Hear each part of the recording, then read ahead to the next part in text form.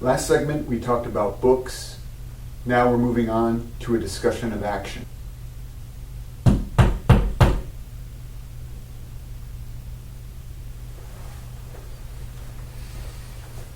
I would not be hurried by any love of system, by any exaggeration of instincts to underrate the book. We all know that as the human body can be nourished on any food, though it were boiled grass and the broth of shoes, so the human mind can be fed by any knowledge. And great and heroic men have existed who had almost no other information than by the printed page. I only would say that it needs a strong head to bear that diet. One must be an inventor to read well. As the proverb says, he that would bring home the wealth of the Indies must carry out the wealth of the Indies. There is then creative reading as well as creative writing. When the mind is braced by labor and invention, the page of whatever book we read becomes luminous, with manifold allusion.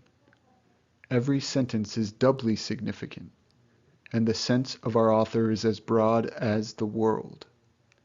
We then see what is always true, that as the seer's hour of vision is short and rare among heavy days and months, so is its record, perchance the least part of his volume.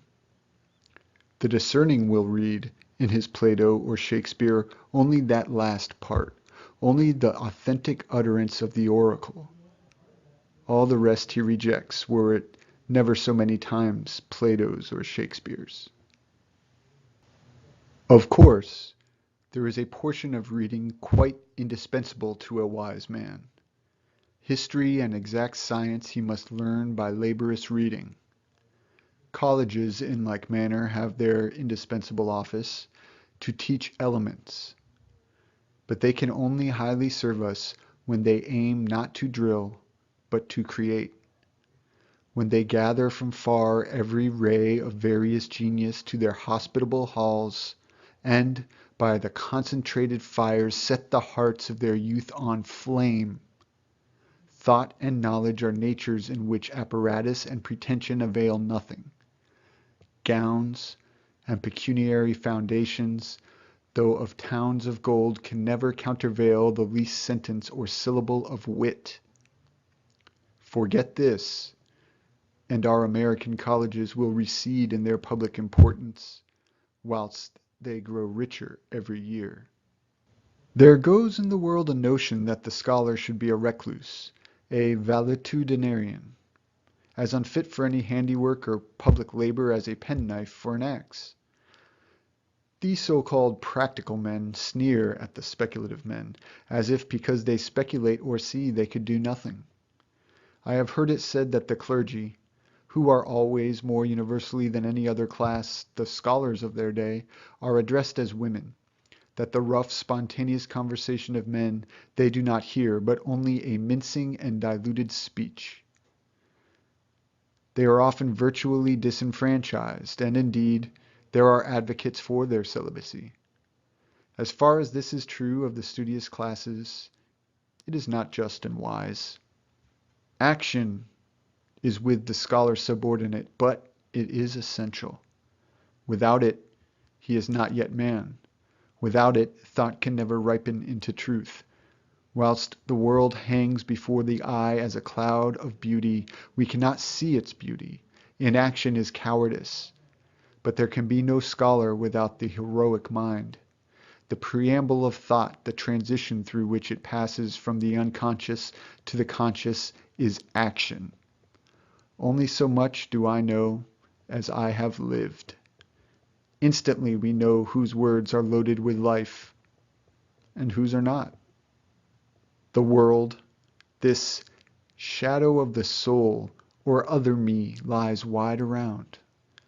Its attractions are the keys which unlock my thoughts and make me acquainted with myself. I run eagerly into this resounding tumult.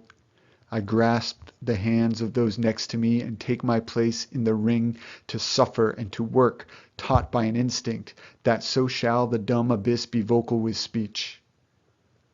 I pierce its order, I dissipate its fear, I dispose of it within the circuit of my expanding life. So much only of life as I know by experience. So much of the wilderness have I vanquished and planted, or so far have I extended my being, my dominion. I do not see how any man can afford, for the sake of his nerves and his nap, to spare any action in which he can partake.